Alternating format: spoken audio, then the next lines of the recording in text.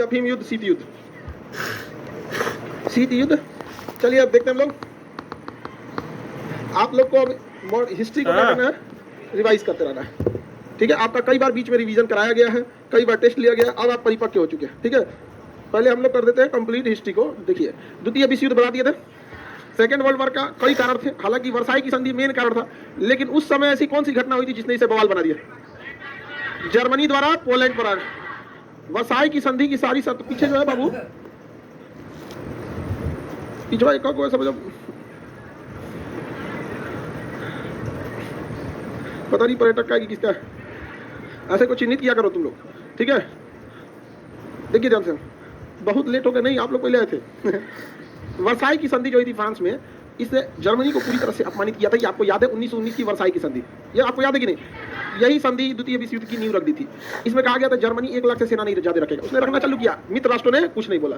उसने कहा कि जर्मनी घातक हथियार नहीं रखेंगे, वो बनाना चालू किया, इन लोगों ने चुपचाप रहे। उसने कहा कि जर्मनी की सेना नौसेना नहीं रखेगी, उसने चालू किया, ये लोग कुछ नहीं बोले। तो धीरे धीरे जर्मनी सारी हदें पार करते जा रहा था, ये कुछ नहीं बोल रहे थे। एक समय ऐसा आया जब जर्मनी ने मार दिया किसको? पोलैंड। तब ये लोग समझ गए हिटलर का एक ही डर था, वो 2 जगहों से लड़ना नहीं चाहता था, और इसलिए यहीं से वो गलती कर दिया। वो जर्मनी से इधर गया और मार दिया, फ्रांस को तो निपटा दिया, अब ब्रिटेन को तो ध्वस्त कर दिया, और जब यहाँ गया तो कुर्स नामक जगह पे फंस गया। यहाँ एक जगह था कुर्स नामक जगह पे क्या हो गया? फंस गया, और यहीं से जर्मनी को क्या होना पड़ा? पीछे हटना पड़ा। कुर्स में जर्मनी जो थी, जर्मनी की जो सेना थी, यहाँ पर बहुत बड़े हमले की तैयारी कर रही थी, और कुर्स को जर्मनी ने चारों ओर से घेर लिया था। कुर्स को जर्मनी ने कितने ओर से घेरा? 4। थोड़ा सा एरिया बस इसने, रूस ने अपना डिफेंसिव जोन के तौर पे खोला था। हिटलर का कहना था कि क्या करो, चारों ओर से कट करके भयानक हमला करो। रूस भी देख लिया इस चीज को कि हम लोग घिर चुके हैं चारों ओर से। तो रूस के राष्ट्रपति स्टालिन, रूस में स्टालिन ने देख लिया था, सेकंड वर्ल्ड वॉर में सबसे ज्यादा कटवाया था स्टालिन लोगों को। उसने देख लिया कि भाई अब क्या करना चाहिए हम लोग को। उसने अपनी सेना को आदेश दिया कि एक काम करो, इतना ना तगड़ा डिफेंसिव लेयर बनाओ, इतना तगड़ा डिफेंसिव लेयर बनाओ कि ये अंदर घुस ही ना पाए। सोच रहा, उसने वहां की 3 लाख जनता युद्ध में आ गई। रूस की कितनी जनता आ गई?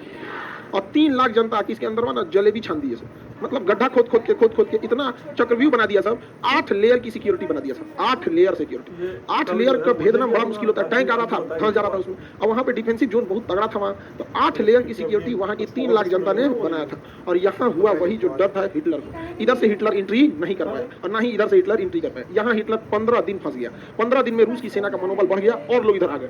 तब तक इंग्लैंड रूस का साथ दे रहा था। क्यों? ऐसे डायरेक्ट साथ नहीं दे रहा था, इंग्लैंड को भी वही पीट रहा था जो रूस को पीट रहा था। इसलिए क्या दे रहा साथ? इंग्लैंड की टेक्नोलॉजी बहुत तगड़ी थी, उसने ना सारे कम्युनिकेशन चीजों को सुन लिया, बातों को क्या कर लिया? सुन लिया है, समझा कि नहीं? इसलिए वो सारा बात सुन के यहाँ जर्मनी आदेश देता था कुर्स को दाहिने से घेरना, कुर्स में 1200 टैंक भेज रहे हैं, इतने मिसाइल भेज रहे हैं, इस सारा ब्रिटेन में किसको पहुंचा देता था, वो उसी हिसाब से तैयारी कर लेता। इसलिए सेना में जब भी कोई बात की जाती तो कोड में बात की जाती, समझा कि नहीं? चार्ली टू ब्रावो, पता नहीं चार्ली में कितने लोग हैं, ब्रावो में कितने लोग हैं, वो कमांड सेंटर में बैठ के डिसाइड होता है कि चार्ली कंपनी को कौन लीड करेगा, इसमें कितने फौजी रहेंगे, ब्रावो कंपनी को कौन लीड करेगा, इसमें कितने सैनिक रहेंगे। तो क्या होने लगा? कोड होने लगा। ये कोड ये निकाल दिया यहाँ पे, और यहाँ से काम खत्म हो गया। अब उसने बात सुन भी लिया था, हिटलर बतिया रहा था कि हमको किसी भी तरह से 2 फ्रंट पे लड़ाई नहीं करनी है। और ये सूरत जब जापान तले मार दिया 1941 में, कहाँ पे? Pearl Harbor. 1941 में किसको मार दिया? 6 दिसंबर 1941 पर्ल हार्बर उड़ा दिया अमेरिका, उड़ा दिया ना। अमेरिका चलाया था। ब्रिटेन ने कहा कि देखिए हम जर्मनी को इस साइड से घेरते हैं, आप एक काम कीजिए नीचे से इटली के पास से घेर दीजिए। अमेरिका कहां से घेर दिया? इटली के पास से। कुर्स में कौन घेर दिया? यही तो डर था किसको? हिटलर। तो हम एक जगह युद्ध कर सकते। हिटलर की युद्ध की सिंपल सी नीति थी, बहुत ज्यादा कोई नीति नहीं थी, सिंपल सी नीति। इतना तेज मारोगे किसी को संभालने का मौका नहीं मिले। उसकी युद्ध नीति एकदम भूकंप की तरह आता था। जैसे सपोज कीजिए उसको पटना पे हमला करना है, ऐसा कुछ नहीं करेगा। पटना में हमला करने से 1 महीना पहले पूरी पटना की रेकी कर लेगा। पटना में कौन सा ब्रिज है जिसको तोड़ दिया जाएगा तो बाहर से कोई सप्लाई नहीं आ पाएगी। उधर से दीघा पुल तोड़ दीजिए, इधर से गांधी सेतु तोड़ दीजिए, गया पटना, कोई नहीं आ पाएगा। तो सबसे पहले क्या करता है, अपने हथियार सारे रेकी कर लिया यहाँ पर। अच्छा, उसके बाद देख लेगा कौन कौन रेलवे स्टेशन, जंक्शन और दानापुर उड़ा दिया, काम खत्म। क्या करें? हिटलर देख लिया ये रेलवे स्टेशन उड़ा देना, सारा सिस्टम बैठा लिया। उसके बाद वो चारों ओर से 5 से 6 हजार तोप, टैंक, आर्टिलरी, इन्फेंट्री डिवीजन उतार देगा। इतना तेज हमला करेगा ना, इतना तेज हमला कि शुरुआती 1 घंटे में सब खत्म कर देगा, संभलने का मौका ही नहीं मिलेगा। यहाँ की जो गांधी मैदान कब्जा हो गया, गाय घाट कब्जा हो गया, गांधी से दूर गया, उधर राजेंद्र से दूर गया, जंक्शन उड़ा दिया। यहाँ पर हर मिनट आपको एक खबर आएगी, होपलेस हो जाएंगे, क्या करना चाहिए क्या नहीं करना चाहिए। धर मारता, इतना जोर मारता था कि किसी को समझ में नहीं आता था। उसकी एयरफोर्स मारेगी, सबसे पहले एयरफोर्स बम बिछाते जाएगी, उसके पीछे से तोप का गोला चलते जाएगा, उसके पीछे मिसाइल मारते जाएंगे, उसके बाद टैंक आएंगे सब वहाँ पर, टैंक के बाद ग्रेनेड फेंकते हुए आएगा, उसके बाद गोली मारते आएगा, उसके बाद लेके चाकू आगे, संगीन होता है बंदूक के आगे, घूमते हुए निकल जाएगा। अगले दिन अखबार में निकलेगा हिटलर ने पटना कब्जा कर लिया। समझ गया कि नहीं गया? जो समझदार थे पहले ही गांधी सेतु तोड़ दो, अगर नहीं बचा सकते हैं तो पहले ही गांधी सेतु तोड़ दो। तुम ही नहीं आओ, वो पास से मारो, पटना में घुसने के लिए गांधी से तो चाहिए ना जी, गांधी से तो जाम हो गया, पटना जाम हो गया। आगे बढ़िया, तो हिटलर की यही शक्ति थी, अचानक हमला करता था, और यही शक्ति कहाँ कमजोर पड़ गई, तुर्क में। अब यहाँ से उसको अपनी सेना वापस बुलाने लगी, क्योंकि वो इटली के पास से हमला चाहते थे। हिटलर ने मुसोलिनी को बोला, यार मुसोलिनी, तुमको बड़ा युद्ध करने का शौक था, मार तो अमेरिका को। इसलिए इटली के लोगों को प्रेरित किया अमेरिका से लड़ने के लिए। इटली के लोगों ने इसी को मार दिया, डोमिटो मुसोलिनी का। किसी को कोई दिक्कत नहीं, किसी को दिक्कत नहीं ना।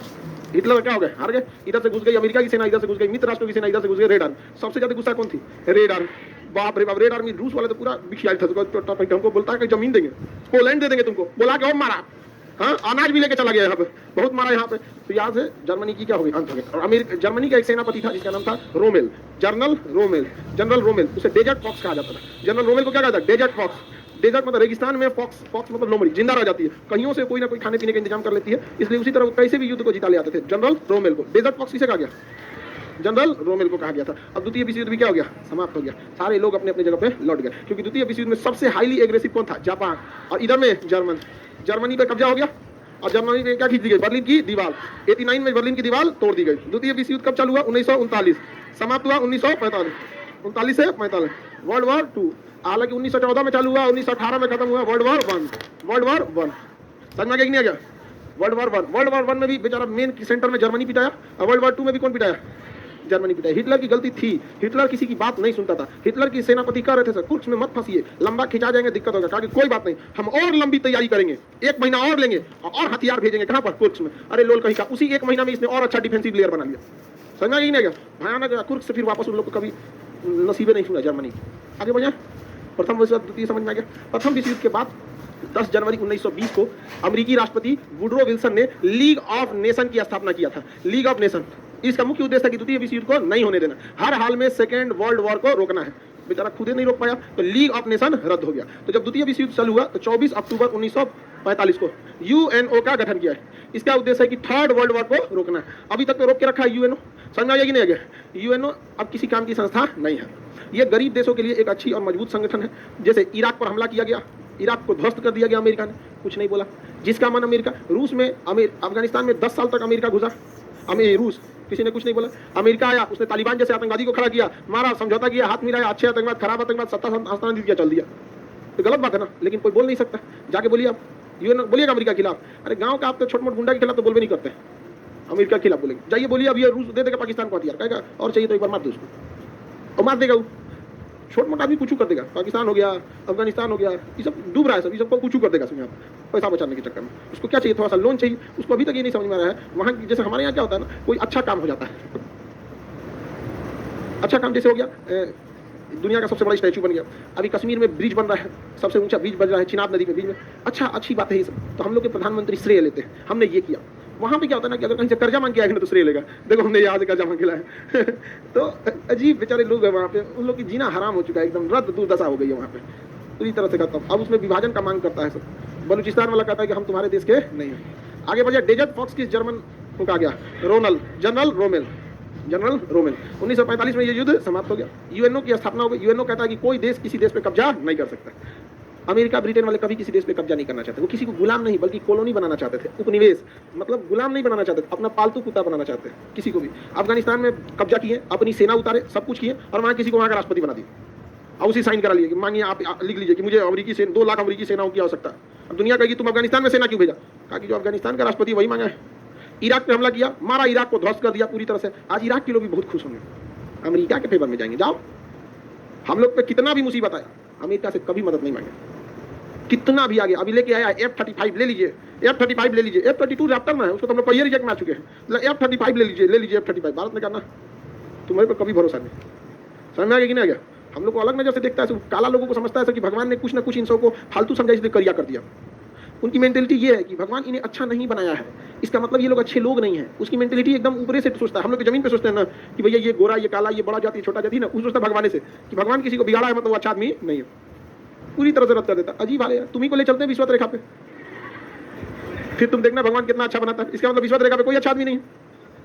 समझ आ गया ना। इन लोगों को लगता है यही बड़ा होशियार। उतरे तो थे वियतनाम में, मारा तो था सब भयानक।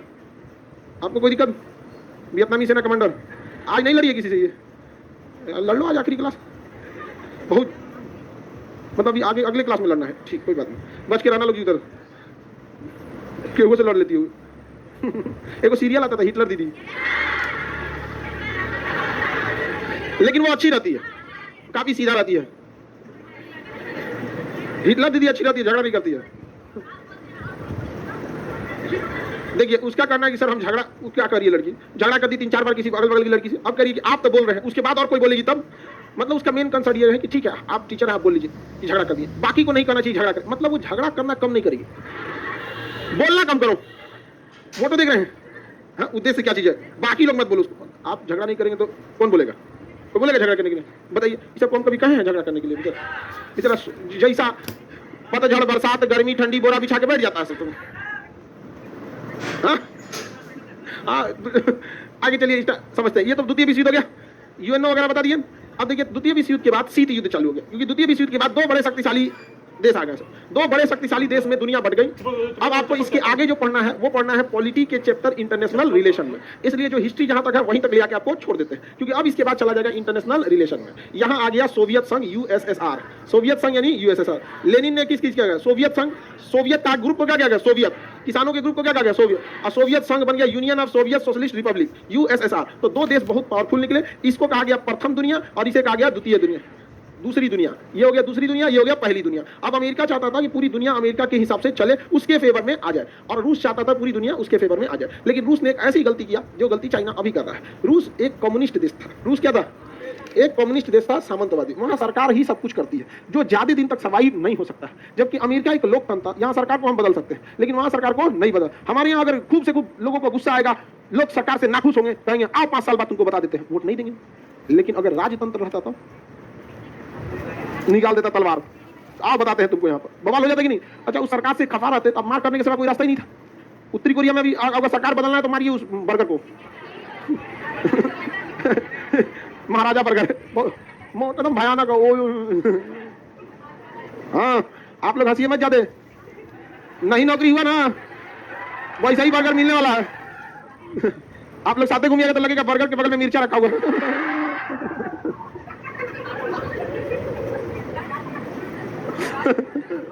हाँ जल्लाद पड़ ही रहा है। जल्लाद के तो हम चाहते हैं रिजल्ट जल्दी हो, और चौपट करे तो सब लोगों को बुलाए।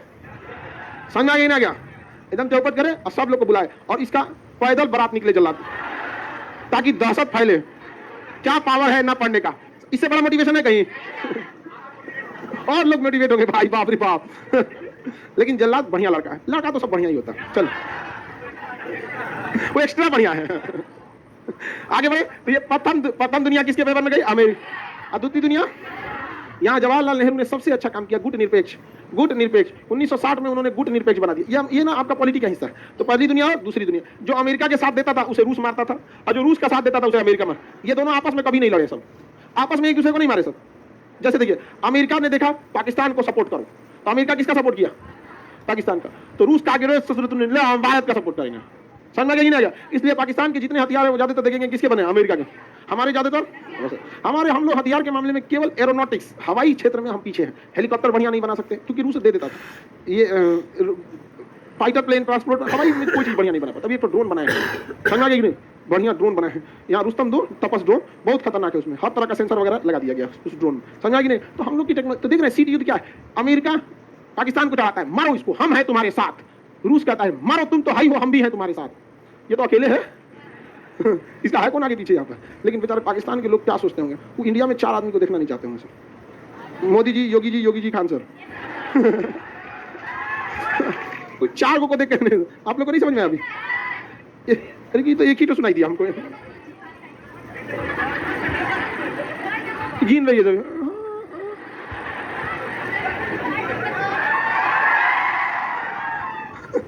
आगे बढ़े। वहां पे आज भी ना सनी देओल का दहशत इतना है कि नल को गाड़ के जंजीर से बांधता है। वरना किसी दिन सनी देओल घूमने आएगा, उतार ले जाएगा ये लाहौरी नल। ले चलो, मैं निकला गड्डी लेके। आगे बढ़ते हैं। दोनों में समझ में आ गया कि नहीं आ गया? कौन सा युद्ध? शीत युद्ध। ये डायरेक्ट आपस में लड़े थे?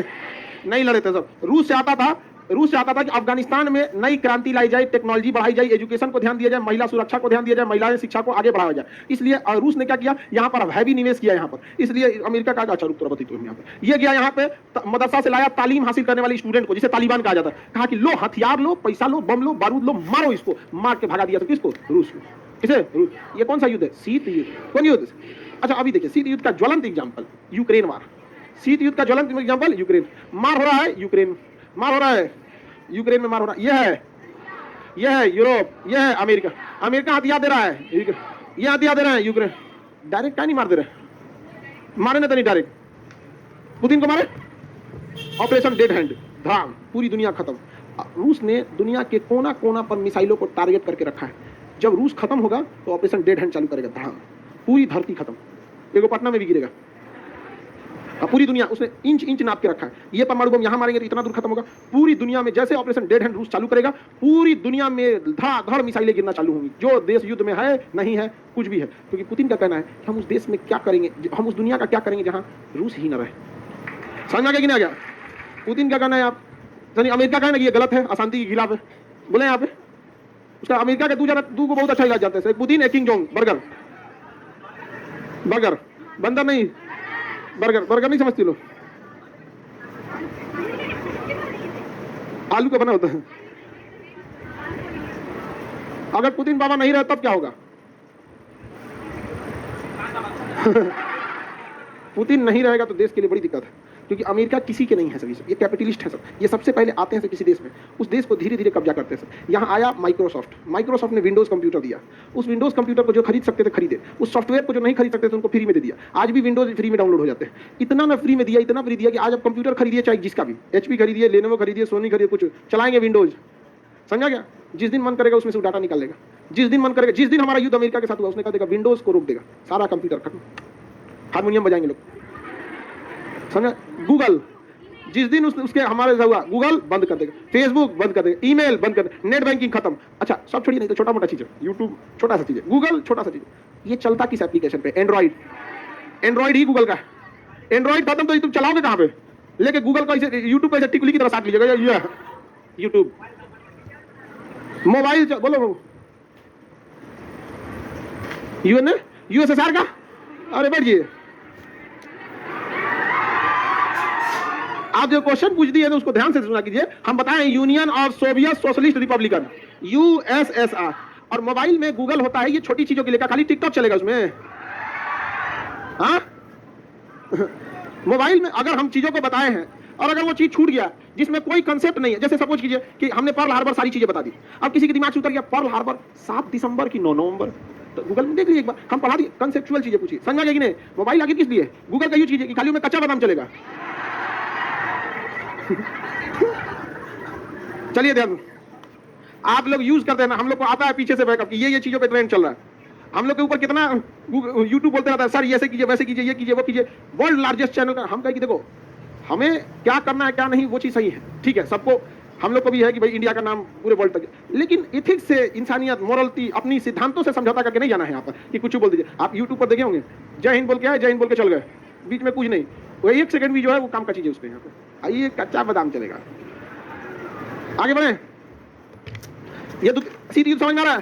शीत युद्ध में डायरेक्ट लड़े थे सब, इनडायरेक्टली लड़े थे सब। शीत युद्ध, ये शीत युद्ध बहुत होता है, देखिएगा सीरियल में भी शीत युद्ध होता है। हाँ बड़की समझते? जेठानी को कहते हैं बड़की। हाँ, और छोटकी को क्या कहेंगे? छोटकी या देवरानी। बस नाम के आगे बस रानी लगा रहता है, काम के हिसाब से रहना रहना में कोई मतलब नहीं। इसमें देखिएगा, एक वो चाहेगी कि उसे लड़ाए तो डायरेक्ट नहीं लड़ाएगी, किसी और आदमी के कान भरेगी, बहुत खचरी है वो। उसका विनाश ही तुम्हारी प्रकृति का, तुम्हारे विकास का नींव है, उसका विनाश अतिशीघ्र करो, भड़क जाएगा। ऐसा है यहाँ पर, अब वो अगर पीछे पड़ जाएगी। यही सब क्या होता है शीत युद्ध? डायरेक्ट न लगी, इनडायरेक्ट लड़ना क्या कहलाता है? शीत युद्ध क्या कहलाएगा? यह शीत युद्ध सबसे भयानक चला था 1945 से 1991 तक, क्योंकि 1991 और इन दोनों के बीच इधर अमेरिका था और इधर USA, लेकिन USSR 1991 में टूट गया, 15 देशों में बिखर गया। कितने देश में बिखरा? 15। तो लड़ने वाला कोई बचा ही नहीं, तो इकलौता राजा कौन हो गया? अमेरिका। इकलौता राजा अमेरिका हो गया। USSR कितने देशों में टूट गया?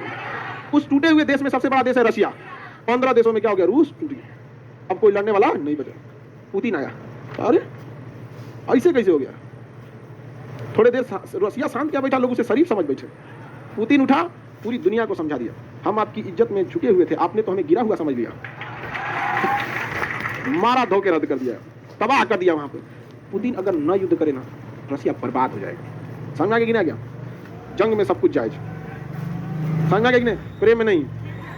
अपने रद्द हो जाएगा तो दूसरे कौन जी करने वाला है? यहाँ तुम लोग सब नौटंकी में मत रहना। कृष्ण राधा का प्रेम अधूरा रह गया, कौन देखी का मसाला है तुम? अवतार लिए थे विष्णु जी का, तू लोग बेरोजगार।